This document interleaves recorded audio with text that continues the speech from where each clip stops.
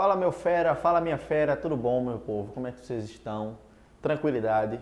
Meu nome é Lucas César, tá? Sou um dos professores aqui do UpPlay, um dos monitores. E hoje eu vou trazer para vocês um conteúdo massa, um conteúdo maravilha, que é justamente a ideia das propriedades coligativas. Beleza?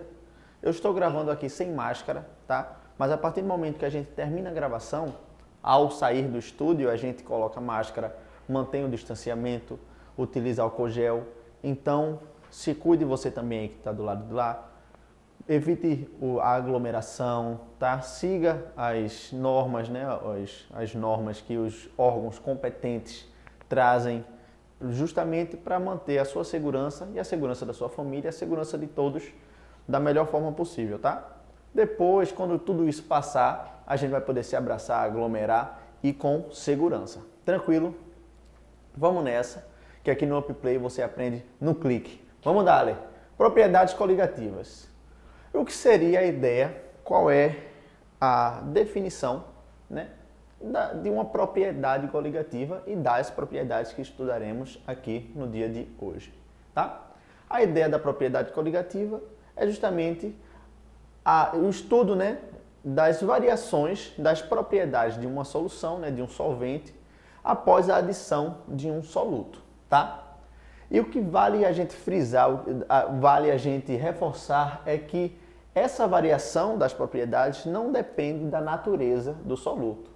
Não depende se ele é um soluto iônico, um soluto molecular, se tem alta ou baixa condutividade, a polaridade. Isso não importa para determinar essas variações das propriedades. O que importa em relação ao soluto é a sua concentração. O que vai determinar o quanto vai variar, né? O que vai aumentar, o que vai diminuir, é justamente o seu grau de concentração, ou seja, a quantidade de soluto presente na solução, dissolvido ali no solvente. Tranquilo? Em tese, em base, trabalharemos sempre com a ideia, utilizando o solvente universal, que é a água, que todo mundo já conhece. Beleza? Então vamos nessa. A gente no nosso dia a dia utilizamos várias práticas, vários métodos que se utilizam dessas variações de propriedades no nosso dia a dia. Por exemplo, é muito comum quando a gente vai fazer um churrasco, ou fazer um evento, uma festa na nossa casa, e quando vamos utilizar um cooler ou um isopor com gelo para colocar um refrigerante, um suco, uma cerveja, é muito comum se colocar álcool, se colocar sal, se colocar alguns materiais para fazer com que aquela bebida ou aquele material que deseje ser resfriado, resfrie mais rapidamente ou se mantenha conservado, resfriado por mais tempo. Isso é muito comum, se utilizar sal, né, no isopor com gelo, tá? Algo também que é muito comum, não aqui no Brasil, pelo menos não comumente, mas nos países, nos locais mais frios, onde se mantém em grande parte com a temperatura abaixo de zero e tal, é muito comum se utilizar de sal também ou de uma solução, de uma mistura entre sal e areia, sendo depositada essa mistura nas pistas, nas avenidas, justamente para que evite a formação de uma película de gelo e evitando também um acidente de trânsito, por derrapagem, por algum carro que passar por cima de uma placa de gelo, algo do tipo, que ele não que evite, pelo menos esse sal, né, evite que esse carro passe pelo gelo e perca o seu controle. Então, é uma prática comum nos países, nos locais frios, você observar alguém jogando gelo na porta de casa, né, jogando sal na porta de casa ou na pista. E a gente vai estudar hoje aqui o porquê e qual é a propriedade que se varia através dessa adição, né, de soluto, que nesse caso é o sal, mudando a concentração e variando a propriedade da água ali presente. Beleza? Então, as propriedades coligativas que estudaremos aqui hoje são justamente as quatro que temos, que são elas, né? A primeira, a ebulioscopia, temos a crioscopia, a tonoscopia e a osmoscopia. Vamos estudar uma por uma, com calma, com exemplos, e no final vocês vão estar sabendo de tudo e a gente vai fazer umas questõezinhas para fechar com chave de ouro. Beleza? Vamos seguir. Primeiro, antes da gente tratar propriamente dito das propriedades coligativas, algumas definições, alguns conceitos, alguns conteúdos precisam estar bem fresquinhos na nossa mente, tá? O primeiro desses conteúdos é a ideia do diagrama de fases. E o que seria o diagrama de fases? Apresentar-vos-ei. O diagrama de fases é justamente um diagrama, né, um gráfico, que ele relaciona a pressão que é exercida em alguma substância em relação à temperatura. Repetindo, o gráfico do diagrama de fases, ele relaciona a pressão com a temperatura. Ou seja, cada determinada substância pura, ela possui um diagrama de fases, onde relaciona a temperatura e a pressão presente naquele momento para aquela substância e em qual estado físico da matéria ela se encontrará a essa determinada pressão e a essa determinada temperatura. Por exemplo, se eu possuir uma substância que possui esta temperatura e esta pressão, ao traçarmos essa relação, saberemos que essa substância se encontrará no estado sólido. Bem como, se for nessa região, se encontrará no estado líquido. E se for nessa região, se encontrará no estado gasoso, ou nesse caso, no estado de vapor. Beleza? O que mais o nosso diagrama de fases nos dá de informação? Essas linhas, elas trazem justamente a ideia da mudança de fase, da transição de fase. Por exemplo, se a temperatura e a pressão coincidir com um ponto em cima desta linha, significa dizer que nesse momento, nessa pressão ou nessa temperatura, a substância estará mudando de fase e presente ali no sistema, teremos essa substância tanto no estado sólido quanto no estado de vapor. Bem como se possuir uma temperatura e uma pressão que coincida com algum ponto nesta reta, significa dizer que essa substância também estará passando do estado líquido para o vapor, ou vapor para o líquido, e no mesmo sistema teremos essa substância tanto no estado líquido quanto no estado de vapor. E por último, se a pressão e a temperatura coincidir com algum ponto em cima desta reta, significa dizer que essa substância está passando do estado sólido para o líquido ou do líquido para o sólido e no sistema ela se apresentará tanto no estado sólido quanto no estado líquido. Tranquilo? Ou seja, cada linha dessa relaciona uma pressão e uma temperatura específica na qual se caracteriza por uma mudança de fase. Tá bom? E esse ponto aqui, esse ponto P, é justamente o ponto triplo. Significa dizer que nesse ponto, com essa pressão e essa temperatura, no sistema teremos na substância tanto no estado sólido, quanto no estado líquido e quanto no estado gasoso. Teremos as três fases nessa pressão e nessa temperatura. Tranquilo? Maravilha! Então, para mostrar para vocês, eu trouxe o exemplo da substância mais conhecida da gente, né, de substância pura, que é justamente a água. O diagrama de fases da água, onde a gente sabe que a pressão de 1 atm, que é uma atmosfera, a pressão normal da gente, e a temperatura de 0 graus, a gente sabe que a água está no estado sólido. Logo, é o estado, na verdade, é o ponto é o ponto de fusão da água, ou seja, é o ponto onde ela passa do estado sólido para o estado líquido. Logo, coincide com a reta referente a essa mudança de fase, sólido e líquido. Bem como o ponto de fusão da água, ponto de ebulição, que é o ponto onde ela começa a formar as bolhas e começa a acontecer no sistema a mudança de fase entre o estado líquido para o estado gasoso, que é a 100 graus Celsius. E nessa temperatura, também a pressão de 1 atm, nós temos a presença da água tanto no estado líquido quanto no estado no vapor, que é justamente o ponto de ebulição onde começam a se formar as bolhas. Tranquilo? Beleza, entendemos o que é um diagrama de fases, que leva em consideração os estados sólidos, relaciona a pressão com a temperatura, maravilha. Mais um conceito é importante que a gente saiba, é justamente a ideia de pressão de vapor. Porque na propriedade coligativa, a gente trabalha muito com a variação, utiliza a pressão de vapor como uma variável, e a gente vai ver mais para frente. Mas você precisaria saber o que é uma pressão de vapor, o que significa pressão de vapor ou pressão máxima de vapor. A pressão de vapor, ela nada mais é do que a pressão exercida no momento em que ocorre o equilíbrio dinâmico entre a fase líquida e a fase gasosa.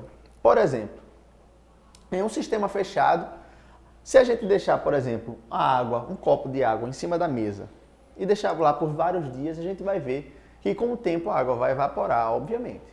E a gente vai ver que o nível da água, ela diminui um pouco em relação ao primeiro dia. Coisa linda. Só que se a gente realizar isso em um ambiente fechado, ou seja, em um copo tampado, por exemplo, ou em um sistema fechado que não possa liberar para o ar, a gente vai ver que com o tempo essa água não vai mais evaporar. O volume de água será constante. Por quê? Porque atingiu um equilíbrio dinâmico líquido-vapor. Ou seja, as mesmas moléculas que passam do estado líquido para o gasoso começam a aumentar a pressão daquele sistema e com o aumento da pressão de um gás, ele volta para o estado líquido, com uma certa pressão, uma pressão específica. E só entra nesse equilíbrio no momento em que, quando a quantidade de moléculas que passam do estado líquido para o gasoso é a mesma quantidade das moléculas que passam do estado gasoso para o líquido. Ou seja, a partir do momento que um passa do líquido para o gasoso, o outro já passa do gasoso para o líquido e forma esse equilíbrio dinâmico. Por que dinâmico? Porque não vai parar de evaporar, nem vai parar de liquefazer. Logo, esse equilíbrio vai estar sempre rodando, tá? Maravilha. Então a pressão do vapor é justamente a pressão que esse gás faz, esse gás proveniente desse próprio líquido em um ambiente fechado, é a pressão que ele faz no momento do equilíbrio. Maravilha. E o que é que ele quer nos dizer? Ele diz justamente o seguinte: aquele líquido que evaporar mais, aquele líquido que for mais volátil, apresentará uma pressão de vapor maior, porque ele vai conseguir evaporar uma quantidade maior de moléculas. Como a gente pode ver, por exemplo, na relação entre a acetona, a água e o óleo. E se a gente observar bem, as pressões de vapor de cada um deles são bem diferentes. Onde a acetona, a gente consegue ver que existem várias moléculas aqui de acetona e a sua pressão é maior. Por quê? A acetona é um composto altamente volátil. Ou seja, essa pressão vai ser maior porque muito mais moléculas deles vão ser evaporadas, vão passar para o estado gasoso do que a água.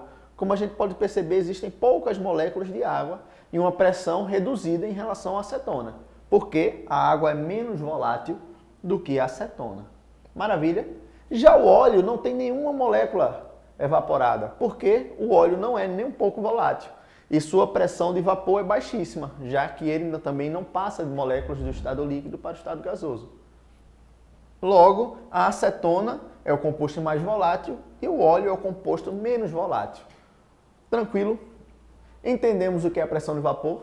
Coisa linda. Então vamos para a nossa primeira e famigerada propriedade coligativa, que é a tonoscopia. Beleza? Coisa linda. E o que é que a tonoscopia traz para a gente? Ela traz o seguinte: a tonoscopia ela se baseia na diminuição da pressão máxima de vapor com a adição de um soluto. Ou seja, ele faz com que uma solução ela se torne menos volátil. Em vez de uma solução ela começar a evaporar, por exemplo, a 100 graus Celsius, em vez de ela evaporar, possuir uma pressão de vapor maior como a da acetona, ao se adicionar um soluto, ela vai diminuir essa pressão de vapor, ou seja, menos moléculas vão conseguir passar do estado líquido para o gasoso, logo diminuindo a pressão máxima de vapor. Por exemplo, percebam que nesse exemplo a gente tem a água pura e várias moléculas de água representando justamente a água evaporando. quando a gente deixa ali em cima da mesa, sem tampar, e a gente vê aqui, ó, o volume diminuindo e várias moléculas de água passando do estado de vapor e indo para a atmosfera. Ao adicionarmos um soluto, que nesse caso é o açúcar, adicionamos o açúcar à água pura e agora temos uma solução de água e açúcar. E perceba que as moléculas de água, por mais que ainda estejam presentes, diminuíram em grande quantidade em relação à água pura. Ou seja, essa solução de água com açúcar é muito menos volátil do que a da água pura. Essa solução de água com açúcar não permite tanto que tantas moléculas saiam, evaporem, quanto a água pura. Isso se dá por quê? Porque na água pura, eles têm um certo grau, as moléculas elas possuem um certo grau de interação intermolecular, uma interação entre uma molécula e outra. Seja pontos de hidrogênio, seja as próprias ligações e tal. E ao adicionarmos um soluto externo, não volátil, faz com que essas interações aumentem, se modifiquem e impeçam, né? Eles trazem uma certa barreira, impedindo que essas moléculas de água que antes saíam muito mais facilmente tenham uma certa dificuldade e, coincidentemente, diminuam o seu volume de evaporação. Logo, diminui também a quantidade de moléculas que passam do líquido para o gasoso, resultando na diminuição da pressão máxima de vapor. Beleza? Tonoscopia, adicionei um soluto e, coincidentemente, diminuí a pressão máxima de vapor. O soluto passou de mais volátil para um pouco menos volátil. O soluto, que antes liberava uma quantidade maior de moléculas do estado líquido para o gasoso, agora libera uma quantidade menor, devido às relações, às interações intramoleculares. E o gráfico que podemos analisar em relação a isso é justamente o seguinte. Nós temos a pressão de vapor relacionada à temperatura e nós temos o seguinte, um composto A que possui uma pressão X a determinada temperatura. Ao se adicionar um soluto, a gente consegue observar que a pressão de vapor dessa mesma solução, nessa mesma temperatura, diminuiu. Concorda? Antes, na solução pura, né, no solvente puro, por exemplo, a água pura, nós tínhamos na temperatura T uma pressão de vapor A, altamente alta. Tá? E ao adicionarmos um pouquinho de açúcar, percebemos que, olha, caiu aqui a pressão de vapor. Na mesma temperatura T, ele foi de PVA, pressão de vapor de A, para PVB, pressão de vapor em B. Ou seja, a pressão de vapor, ou pressão máxima de vapor, diminuiu com a adição do soluto. Se a gente adicionar mais soluto, a pressão cai ainda mais, como é o exemplo dessa solução C, que a pressão passou de PVB, pressão de vapor em B, para PVC, que é pressão de vapor em C, na mesma temperatura. Ou seja, com a adição do soluto e devido única e apenas relacionada à concentração do soluto, houve a diminuição da pressão máxima de vapor. Maravilha! Vamos seguir. A próxima propriedade coligativa é a ebulioscopia. A ebulioscopia ela traz justamente a seguinte ideia. É o aumento do ponto de ebulição de um solvente, de uma solução, após a adição de um soluto. Perceba que todos envolvem a adição de um soluto, uma solução concentrada, uma solução com um soluto e um solvente puro. Maravilha! Como na tonoscopia ele aumenta a pressão máxima de vapor, para a ebulioscopia ele aumenta o ponto de ebulição a partir da adição do soluto. Como assim, Lucas? Vamos lá.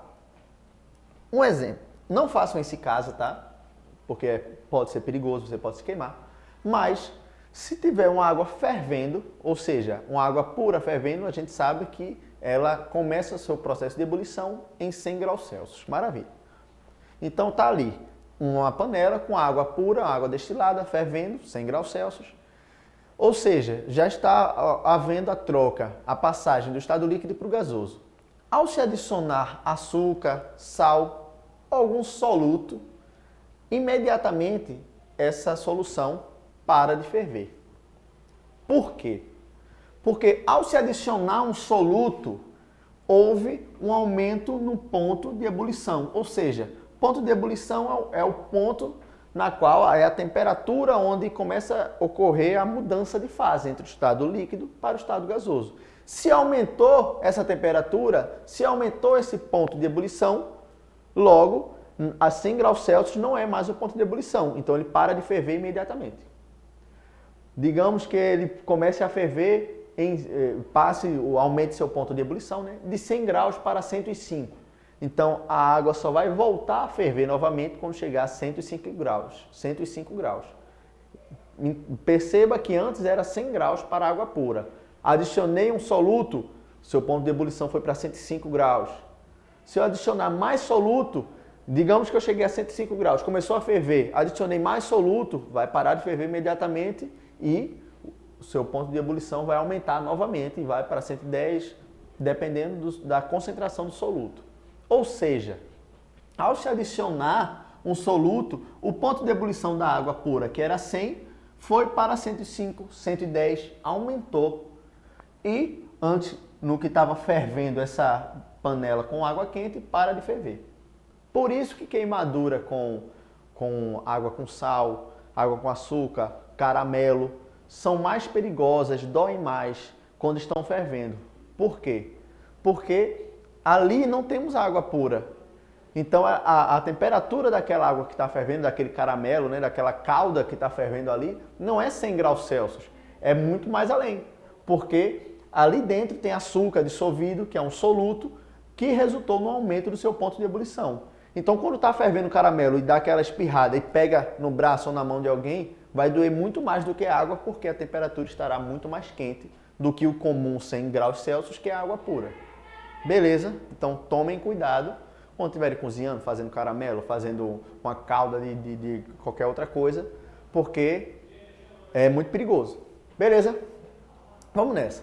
E como seria o gráfico para a gente analisar a ebulioscopia? A ebulioscopia, ela trata justamente da transição entre o estado líquido e gasoso, que é aquela parte do gráfico de diagrama de fase que fica por aqui, né? Que é gasoso, sólido e líquido, e essa faixazinha justamente é a parte onde se tratava do estado líquido e gasoso. E o gráfico, ele trata justamente dessa seguinte questão. Nós temos novamente uma pressão de vapor, ou seja, o ponto de ebulição está diretamente ligado à pressão máxima de vapor. Por quê? Porque a gente sabe que um líquido ele só começa a entrar em ponto de ebulição, só começa a formar aquelas bolhas quando a pressão interna se iguala à pressão externa. Por isso, quando se a gente for viajar para algum lugar que tem uma altitude maior do que a que a gente se encontra, a água vai ferver em menos temperatura, ou seja, abaixo de 100 graus Celsius. Por quê? Porque tem menos pressão externa para a pressão interna da água alcançar. Aqui embaixo, na altitude normal, nossa, a água ela vai ferver numa temperatura determinada porque temos uma pressão maior para que a pressão interna da água se iguale. Tranquilo? Então a pressão máxima de vapor ela está diretamente ligada ao ponto de ebulição. Maravilha. E como a gente pode perceber, relacionado sempre com a temperatura.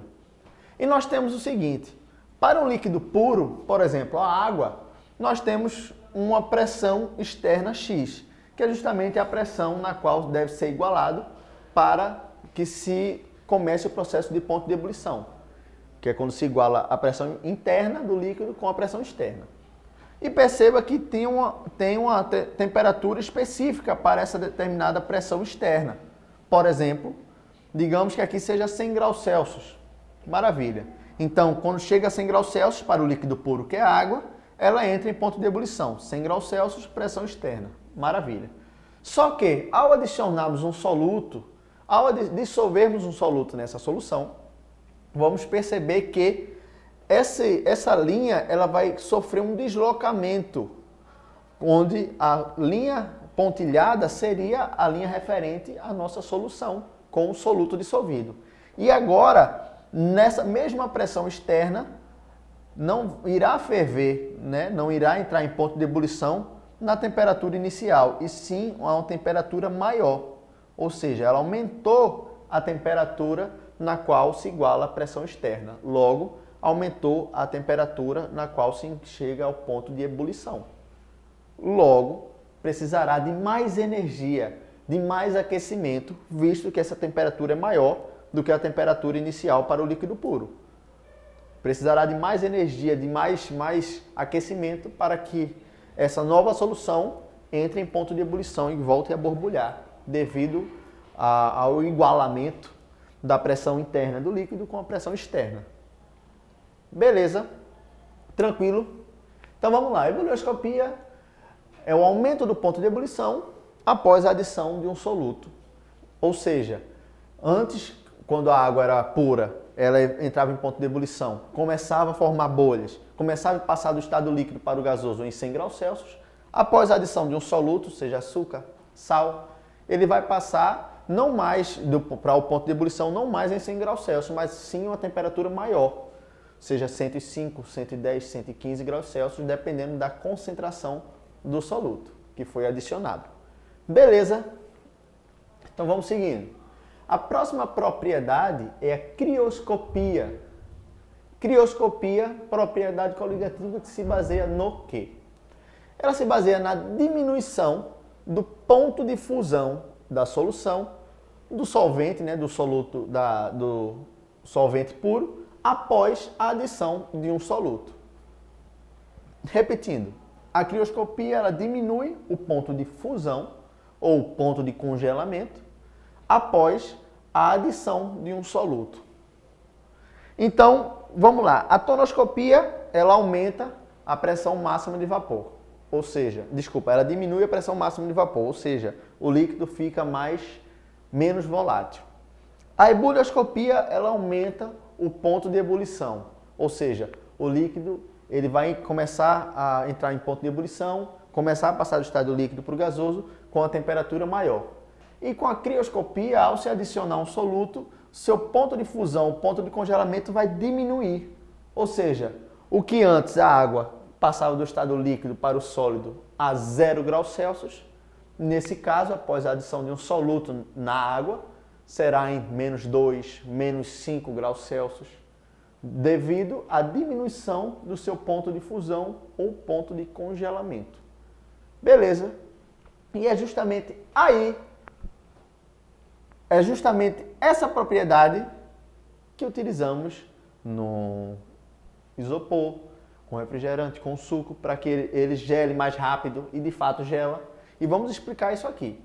Outro lugar que se utiliza isso também, além dos lugares frios para jogar nas pistas, na frente de casa, se utiliza também radiadores. Desses mesmos lugares que são muito frios, lugares onde geralmente tem gelo, já se gela, já se neva, e é um lugar que já tem um ambiente altamente gelado, a água do radiador, se ela for apenas a água normal, ela congelará, porque às vezes a temperatura do ambiente e tal está abaixo do 0 graus Celsius. E como é que eles conseguem resolver essa questão para que a água não congele, a água do radiador não congele e impossibilite o carro de andar, de se movimentar? Eles adicionam ao radiador não só a água, mas uma solução anticongelante. Ou seja, uma solução que possui um ponto de fusão ou ponto de congelamento menor do que 0 graus Celsius. É muito comum se utilizar o etileno glicol. É uma solução anticongelante. E ao se adicionar ela no radiador, aí sim a água não irá congelar, mesmo que passe assim, abaixo dos 0 graus Celsius, menos 5, menos 10, dependendo da solução. Maravilha! E o que é que acontece no nosso famigerado cooler, isopor, com gelo, com a cerveja, com o refrigerante, com o suco? O que é que acontece ali? Quando a gente adiciona o gelo e o isopor, ainda sem a bebida e tal, ele possui uma temperatura específica para um solvente puro, para uma solução pura, que seria aproximadamente, vamos supor, 0 graus, ou menos 2, menos 1. Ou seja, o gelo está ali no estado sólido, porque em menos 2, menos 1 ou no 0, o estado físico da água é sólida. Maravilha. E aí a gente coloca os refrigerantes, as gelatinhas e tal. Ao se adicionar o sal ou qualquer outro material, o álcool e tal, o que é que acontece? Acontece que estamos diminuindo o ponto de fusão, o ponto de congelamento desse gelo, desse local, dessa solução, que agora está com gelo, com a água e com as bebidas. E com isso, faz com que antes, a -2, o estado da água fosse sólido, agora, com a diminuição, o ponto de fusão da água agora passe para +5. Ou seja, ela só iria entrar do estado líquido para o sólido em -5 graus. E como o cooler está com -2 graus, ele vai ter que retornar do estado sólido para o líquido. Porque o estado dele nessa temperatura, nessa nova solução que diminuiu o ponto de fusão, é líquido, a -2 graus. Logo, para que ocorra essa mudança de fase de líquido, de sólido, como estava o gelo, para o líquido, é necessário que ele absorva energia. E essa energia é justamente a energia térmica proveniente das latinhas. Por isso que as latinhas que estão ali de refrigerante, de suco, de cerveja, vão gelar muito mais rápido devido a essa absorção de energia térmica para que ocorra a mudança de fase devido à diminuição do ponto de fusão ou ponto de congelamento daquela nova solução contendo a água e o sal ou algum outro material. Maravilha? Entenderam? Vamos nessa. Então, como é que a gente consegue identificar, analisar, interpretar o gráfico de uma crioscopia? É o seguinte, a gente viu que ela trata em relação àquela mudança de fase entre o estado sólido e o estado líquido, do diagrama de fases. Ou seja, para o líquido puro, a uma temperatura T0, T inicial, a essa pressão, o líquido passava para o estado sólido. Ou seja, lembra que eu falei que qualquer ponto que coincidisse com aquela linha significava uma transição de fase, uma mudança de fase? Nesse caso, nessa temperatura, e aqui a linha do líquido puro, temos a mudança de fase entre o estado líquido e o estado sólido. Maravilha. Só que, ao adicionar um soluto, vai haver a diminuição do ponto de fusão. Ou seja, o ponto de fusão é justamente o ponto da mudança de fase. E se antes ele mudava de fase nesse T0, com a diminuição desse ponto de fusão, agora a temperatura para que ele passe do estado líquido para o sólido, ou seja, o ponto de congelamento ou ponto de fusão, é menor. Ou seja, o que antes ele gelava, ele passava para o estado sólido em 0 graus Celsius, agora ele passa em -5 graus Celsius, em -10 graus Celsius, dependendo da concentração do soluto. Ou seja, houve um deslocamento, a diminuição da temperatura do ponto de fusão. Tranquilo? Maravilha? E o último é justamente a osmoscopia, a pressão osmótica, que trata justamente, relaciona-se, até pelo próprio nome, com osmose, tá? E o que é que ela traz? Traz justamente o seguinte, a osmoscopia é justamente a pressão que é exercida após um processo de osmose, ou seja, após o processo da transição de um líquido, de um meio menos concentrado para um meio mais concentrado, ao se passar por uma membrana semipermeável. Ou seja, repetindo, quando a gente coloca uma ameixa, por exemplo, uma ameixa seca, em um pote com água, nós temos a água, parte externa, que não possui muitos nutrientes, não possui muitos sais dissolvidos, logo é um solvente, um meio de menor concentração. Porém, a parte interna da ameixa possui vários nutrientes, vários sais, vários produtos ali dissolvidos, sais. E logo, é um meio que possui uma maior concentração. Então, é comum a gente ver, após adicionar uma ameixa seca em um pote com água e esperar um pouquinho, você observa que ela incha um pouco, ela infla, porque houve a mudança, um processo de osmose de um meio menos concentrado, que era a água na parte externa, para um meio mais concentrado, que é a ameixa. E a pele da ameixa é uma membrana semipermeável. Logo, ocorreu ali um processo de osmose. Maravilha. E o que seria a osmoscopia?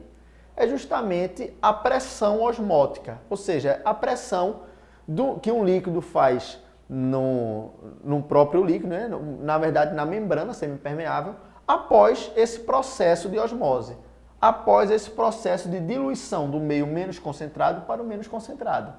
é a pressão na qual a membrana semipermeável recebe em relação à quantidade de água, a quantidade de solvente que passou por ela para que se equiparasse as concentrações de ambos os lados. Perceba que esse lado inicialmente temos a água pura, com baixa concentração, e uma solução com alta concentração. E após o processo de osmose, ocorre a transmissão, a transferência de solvente a fim de diluir essa solução mais concentrada. E essa parte diferencial entre o que tínhamos inicialmente e no final é justamente o volume que realizará a pressão osmótica da osmoscopia. Maravilha? Vamos analisar como é que a gente faz isso, como é que isso cai nos vestibulares, nas provas, porque é isso aí que vocês vão conseguindo ver com o tempo, com a prática, que é fundamental, como é que se aborda, como é que se trata, para que vocês já cheguem nas provas e se observar ali, estou ligado nisso aqui que tio Luquinha já fez comigo. Maravilha? Então vamos chamar no Dali. Primeira questão. Propriedades coligativas têm relação somente com a quantidade de partículas presentes, concentração, independentemente da natureza destas. Maravilha. Sobre esse tema, correlacione a coluna A com a coluna B. Maravilha. Na coluna A nós temos ebulioscopia, osmometria e crioscopia. E na coluna B nós temos algumas definições e teremos que relacioná-las. E vamos lá. Ao se adicionar etileno glicol, a água dos radiadores dos carros evita-se o congelamento em países que nevam. Ou seja, trata-se da diminuição do ponto de congelamento ou do ponto de fusão. E isso trata-se da crioscopia. Maravilha? Até esse próprio nome crio trata-se de um termo ligado à parte de gelo, de parte de gelado, de temperaturas baixas, tá? Solução crioscópica, crioscopia, tá bom? Criolipólise. São tudo termos que levam essa parte crio sempre ligado a baixas temperaturas, beleza? Letra B. Letra B não, né? Segunda definição. Ao se adicionar sal de cozinha, NaCl, a água fervente, observa-se o cessar da fervura. Ou seja, o que é que aconteceu? A água que antes fervia a 100 graus Celsius agora vai ferver a 110 após a adição de um sal. E qual é a propriedade que se caracteriza com o aumento do ponto de ebulição? Ebulioscopia. Coluna número 1. Maravilha? E por último, ao colocar ameixas secas em água, com o tempo nota-se que as ameixas incham. É uma osmometria porque ela sofre um processo de osmose. Logo, resposta correta, a letra A, 3, 1, 2. Crioscopia, ebulioscopia e osmometria. Tranquilo? Vamos nessa. Segunda questãozinha da FUVEST São Paulo. Sob mesma pressão, comparando-se às temperaturas de ebulição e do congelamento. Ebulição e congelamento. Ponto de ebulição, ponto de fusão ou congelamento. Maravilha. De uma solução aquosa de açúcar com os correspondentes para água pura, em relação à solução de água e açúcar e uma solução só de água, solução não, em uma amostra só de água, temos. Letra A, valores maiores para as temperaturas referentes à solução. Vamos lá, vamos caso a caso. Uma temperatura de ebulição de uma solução para uma substância pura, a ponto de ebulição da solução será maior, porque a gente viu que na ebulioscopia ocorre um aumento do ponto de ebulição, correto. Só que no ponto de congelamento não há um aumento, há uma diminuição do ponto de congelamento. Por isso que o etileno glicol faz com que a água do radiador não congele, porque ele diminui o ponto de ebulição, de congelamento ou ponto de fusão. Logo, letra A não pode ser. Letra B. Em relação ao ponto de ebulição e a temperatura de ebulição e temperatura de congelamento entre uma solução aquosa e uma substância pura, os valores menores tem-se valores menores para as temperaturas referentes à solução. É o inverso, né? Ele diz que vai ter temperatura de ebulição e de congelamento menor. Só que o que será menor para uma solução em relação à substância pura é apenas a temperatura de congelamento. Já a temperatura de ebulição não será menor, será maior. Então a letra B também não pode ser. Letra C. maior temperatura de ebulição e menor temperatura de congelamento para a solução. Correto. A ebulioscopia ocorre o aumento do ponto de ebulição e na crioscopia ocorre a menor temperatura de congelamento, a diminuição no ponto de fusão. Logo, resposta certa, a letra C. Tranquilo? Vamos ver a letra D. Menor temperatura de ebulição, na verdade, menor temperatura de ebulição, não, porque vai ser maior. E maior temperatura de congelamento, não, porque ela vai ser menor. Ele inverteu aqui, tá? A mesma temperatura de ebulição já está errado, porque a gente sabe que na ebulioscopia não vai ter a mesma temperatura de ebulição. Resposta certa, a letra C. Tranquilo? Fazer nossa última aqui, gráfica, que traz o seguinte. Universidade Federal. Na figura estão representadas as curvas pressão de vapor e temperatura para 3 solventes puros, benzeno, água e ácido acético, o famigerado vinagre. Sobre esses 3 solventes, é correto afirmar que, letra A, o ácido acético, que é o verde, apresenta menor temperatura de ebulição a 1 atm. Ou seja, vamos traçar uma reta aqui e imaginar que ela seja 1 atm. A menor temperatura é justamente aquela que se aproxima do zero. E ele está dizendo que o ácido acético possui a menor temperatura. Então, digamos que temos uma reta aqui. Quem possui a menor temperatura? O ácido acético, a água ou o benzeno? O benzeno, né? Porque a temperatura do benzeno está muito mais próximo de zero do que o do ácido acético. Há uma determinada temperatura que a gente pode supor aqui. Logo, letra A, falso.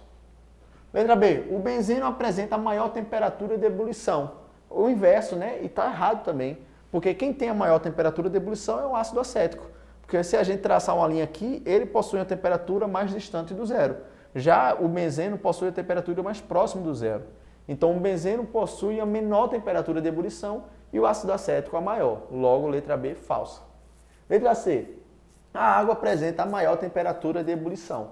Não, né? A água é a intermediária. Ela está acima do benzeno e abaixo do ácido acético. Letra C, falsa. Letra D. Na água ocorrem as interações intermoleculares mais intensas. Vamos deixar isso de stand-by. E letra E. No ácido acético ocorrem as interações intermoleculares mais intensas. Como é que a gente consegue supor, como é que a gente consegue identificar qual é a alternativa correta?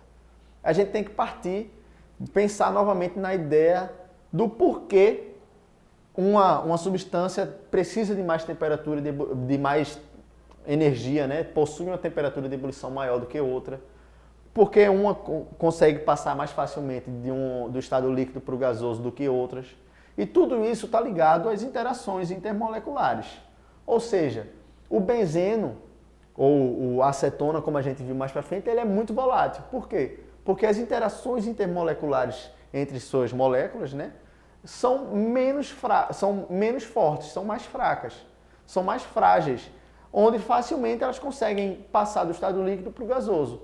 Diferentemente da água, que ela possui uma interação um pouco maior, logo não é tão volátil quanto a acetona. E como a gente viu aqui anteriormente, o óleo tem uma interação intermolecular muito grande, logo é muito difícil dele conseguir passar do estado líquido para o gasoso. Então, nesse caso aqui, quem precisa de mais temperatura para passar do estado líquido para o gasoso? O ácido acético, né? Ou seja, o ácido acético precisa de mais energia para quebrar essas moléculas. Precisa de mais energia para quebrar essas interações intermoleculares, para que aí sim ele passe do estado líquido para o gasoso. Logo, a gente conclui que o ácido acético é que possui a maior interação intermolecular, por possuir um maior ponto de ebulição, ou seja, ele necessita de mais energia, ele possui uma temperatura de ebulição maior do que a água e o benzeno. Maravilha? Ou seja, o que é que a gente viu hoje? A gente viu as propriedades coligativas, viu que a tonoscopia ocorre a diminuição da pressão máxima de vapor, ou seja, o líquido que antes era puro, ao se adicionar um soluto não volátil, ele torna aquela solução menos volátil, diminui a sua pressão de vapor, menos quantidade de líquido passa para o estado gasoso, maravilha. Vimos que a ebulioscopia trata-se do aumento do ponto de ebulição, então a água que antes fervia a 100 graus Celsius, ao se adicionar um soluto, ela vai ferver a 105, 110, maravilha. Vimos que a crioscopia trata-se justamente da diminuição do ponto de congelamento, do ponto da temperatura de fusão, né, do ponto de fusão. ao se adicionar um soluto, ou seja, se antes a água passava do estado líquido para o sólido em 0 graus Celsius, com a adição de um soluto vai passar a menos 5 graus Celsius, menos 10, dependendo da concentração. E vimos a pressão osmótica, que trata-se justamente da pressão exercida na membrana semipermeável após o processo de osmose de um meio, da passagem, né, de um solvente do estado de um meio menos concentrado para um meio mais concentrado. Tranquilo, gente? Espero que vocês tenham entendido. Comentem aí, compartilhem, sigam o canal, tá? Não só no YouTube, mas no Instagram também, que lá a gente tem muito material massa, tem muito conteúdo de qualidade. Quando você está em casa ali, ó, pô, ativa o sininho porque você está aqui vuripando, pô, tô sem fazer nada. E começou a aula agora de matemática, português, biologia, química, física. Então fica por dentro que isso vai ajudar demais você a galgar esse caminho aí, essa caminhada, essa rota para aprovação no vestibular. Beleza? Brigadão, cheiro para vocês e aqui no OpPlay você aprende no clique. Vamos dar, Ale!